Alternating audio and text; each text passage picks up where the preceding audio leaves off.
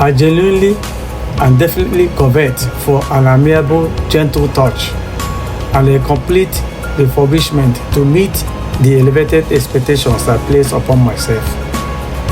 I desire to be overwhelmed and captured by someone in mesmerizing canopy of understanding and forwardness, because I possess the qualities necessary to connect and be an integral part of someone's world.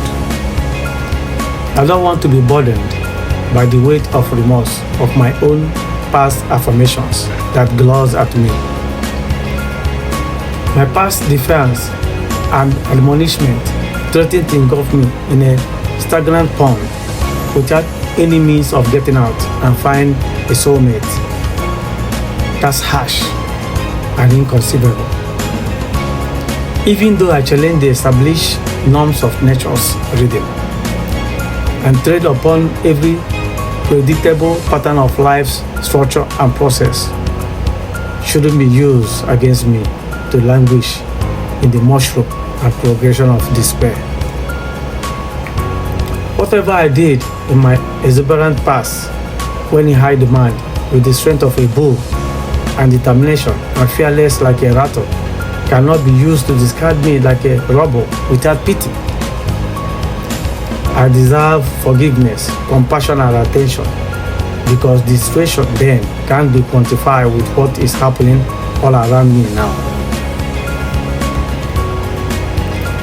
Now I exist, sizzling like a chicken under the baking flames of solitude that strike me fiercely and relentlessly with the impact of a coconut dropping unrepented on my vulnerable head. The weight of the pain emitting from the coconut and the sorrow that crushes my empowerment bears down heavily upon me every passing day as I'm torn apart by self-pity and remorse. I never anticipated that I would ever experience any remorse and unhappiness any time in my life, but now I regret the life I led that shoves people away from my sphere and periphery. As I reflect, I deeply grumble, not heeding the profound and insightful advice that was offered to me in a platter. I should have paid closer attention to the wise and concerned words that was drilled into my ears repeatedly from different avenues. I should have maintained a steadfast focus, similar to navigating the meandering path of the Euphrates River, treasuring the significant moments life naturally bestowed upon me. If only I had yielded to this counsel, I could have led a most resolute and purposeful life, like to the steady glow of a delicate sparkle. I'm petrified and disoriented with the profound discomfort and torment of the unbearable loneliness, biting me like the bite of a shark. It goes deeper beyond the sizzling flesh into the bone and is utterly overwhelming, especially when I find myself isolated and walking down the memory line of my audacity.